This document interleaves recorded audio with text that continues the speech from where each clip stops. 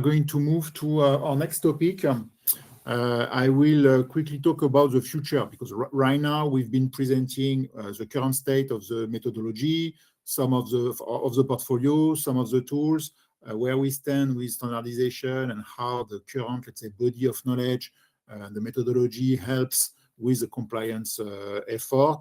But now what I'm going to do is just give you a glimpse into what is coming next, how we are going to evolve this body of knowledge and toolbox together with the members of the association and the broader ecosystem. And to get started, I will start with a bit the description of the process. So how we are doing it, and because this is really meant to be a collaborative effort.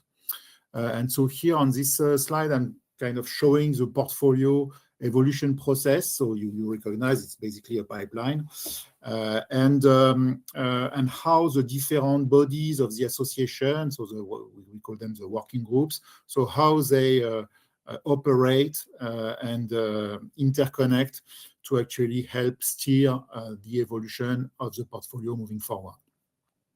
And so as you can see, it actually starts from the industry. So we have the industry working group that is essentially bringing us the next use case, the next challenge that the industry is facing with the application of AI, and especially as far as trustworthiness is concerned.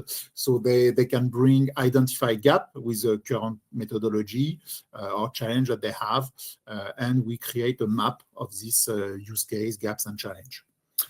And on the other hand, in parallel, you can see that we have a track where we have research projects that are going on in the scientific community, in our scientific ecosystem. They have their own life cycle, so they are created independently from the association. But what we do is we try to identify these projects that are relevant and that are producing scientific let's say, work, scientific results in the space of trustworthy AI engineering. And that's really the purpose of our scientific working group, to really animate this scientific ecosystem, to discover the different projects that are going on, maybe sometime to trigger a new project based on some of the challenges that are coming, and to identify the work that is coming and that may be relevant for the association. So at some point, there will be some new use cases that have been covered by research. There will be new methodology or pieces of methodology or improvement of their methodology, and same new tools that will be made available, and that will become essentially candidates to join the portfolio of the association.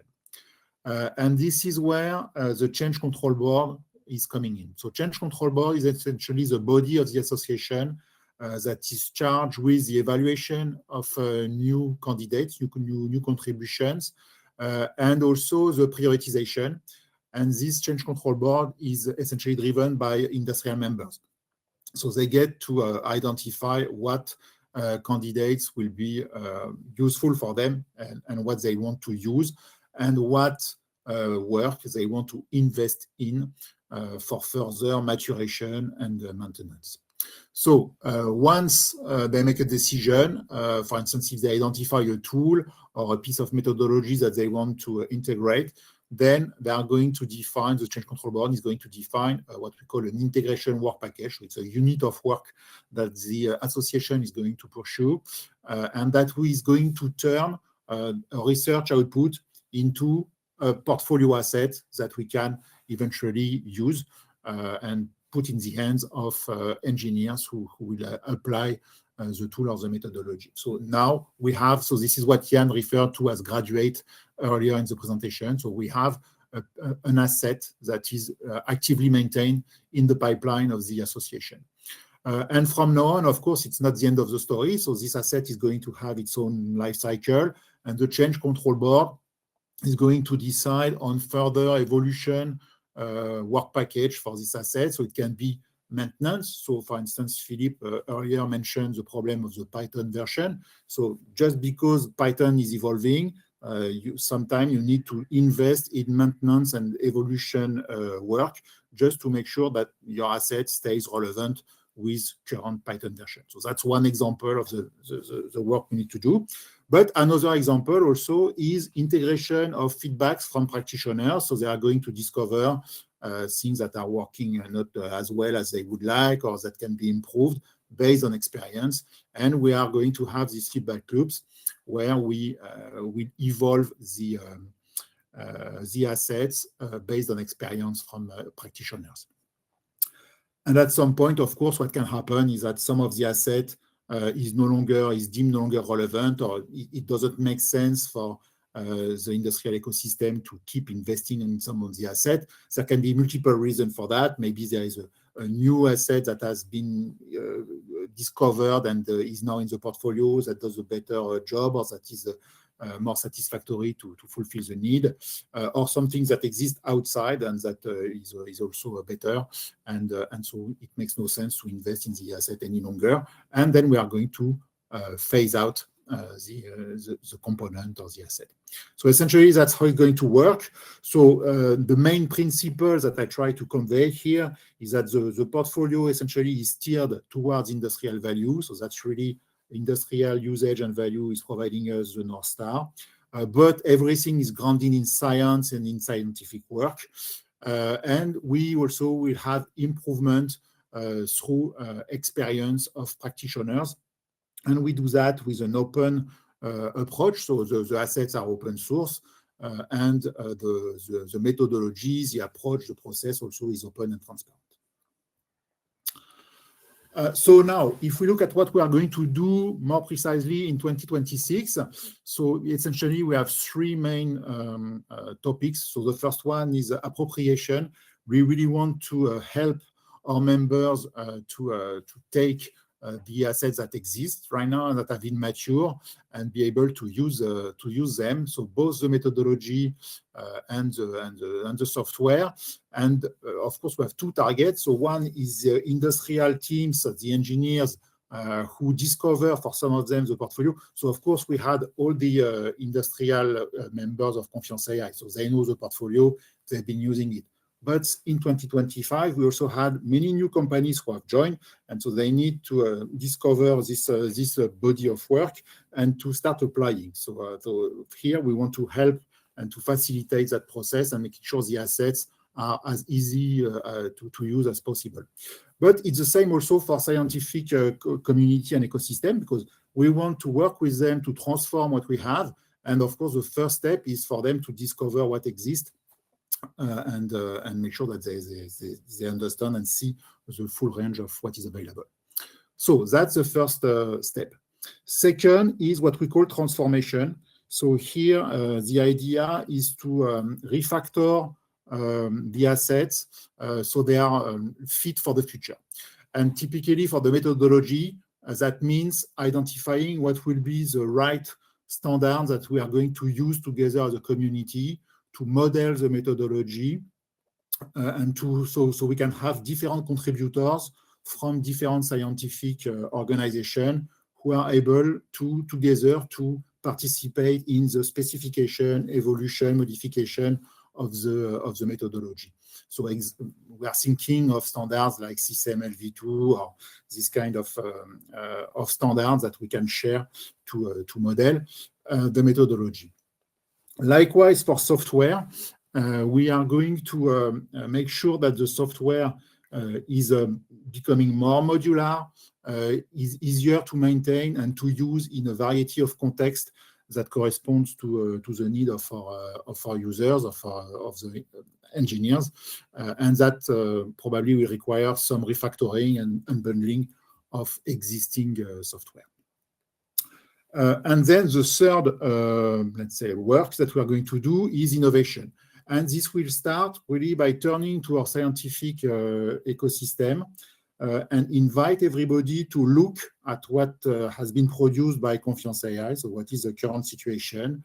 What do they think of what has been produced? Do they see some gaps? Do they see some opportunity to contribute based on their own work?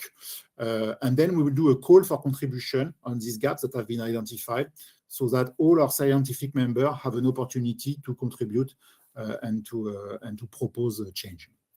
We are also going to organize new challenge, just like we had with Renault welding, but on new use case. And when we have identified some promising work and results, then we are going to manage a funnel, just like I mentioned earlier. So I want to give one concrete example, just so you have it. So this is one project called 𝘂𝘁𝗂𝘁𝗂. So it is run by IRT Systemics together with some industrial members of the association. And this is one of the first research projects that we have in the pipeline, let's say. And you can see here the roadmap. So year after year, what are the different innovation focus area that they have decided to pursue, what are the planned scientific outcomes, and also what are the identified potential transfers or candidates for the pipeline that the project will have. So in the case of 𝘂𝘁𝗂𝘁𝗂, you can see that 2026 is more a year of consolidation of the current body of knowledge, methodology, based on the gaps that the 𝘂𝗽𝗂𝗁𝗂 team has already identified. 2027, there will be a focus more on the right part of the W cycle, so everything related to validation, monitoring, and operations of the AI system once it's deployed, essentially. And then 2028, there will be work on the hybridization between AI and physical laws on one hand, and also a knowledge graph, knowledge base. And there will be specific methodology and KPIs to evaluate the trustworthiness of these hybrid models. And last but not least, in 2029, the focus on large models, such as large language models, and how we can make them more reliable and trustworthy. And here we will have a update of the methodology to support these techniques as well. So that's just to give one example of a project that we already have in the portfolio. But the idea is essentially we would like to have similar cards for all the scientific members of the association, discover the different projects that are going on, and see what are the potential transfer to 𝘂𝘗𝗂𝗁 that we can start planning.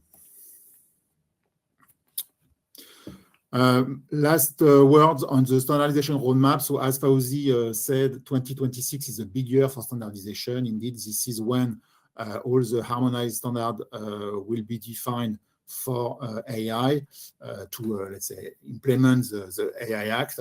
And so, of course, this is a big opportunity for the association to valorize and to share all the scientific knowledge that we have and make sure that the concepts, the methodology ends up in the standards as far as makes sense. So we are going to invest in that topic.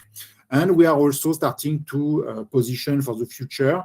And some of the scientific members of the association have been approached to participate in the general purpose AI working group, typically in France. And we have some experts who are continuously participating in 𝘂𝘁𝗂𝗁𝗂𝗁𝗂 and ISO working groups. So that's in a nutshell what I wanted to share with you about the roadmap and the future of the association as of now, both on the process side and the content that is already identified. And of course, the rest, we want to write it together with you all. So with that, I don't know if we have any question on the roadmap. Carla. Yes. Yes, so we do have one, Nicolas. I'm just putting it on the screen. Sure. What is the administrative vessel of the project 𝘂𝘁𝗂𝗁𝗂𝗁𝗂? So 𝘂𝘁𝗂𝗂𝗁𝗂𝗁𝗂 is an IRT Systemics project.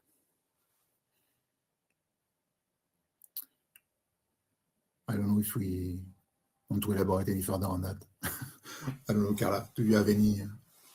Yeah, so SystemX is a member indeed, but we have, I don't know the number of partners that we have in the project. So it is SystemX that is coordinating it, but we do have big players, some international, some partners, large groups. We have, to give you an example, 𝘂𝗽𝗂𝗁𝗂𝗁𝗂 within the project and many others. And but IRT SystemX is coordinating it. Yes.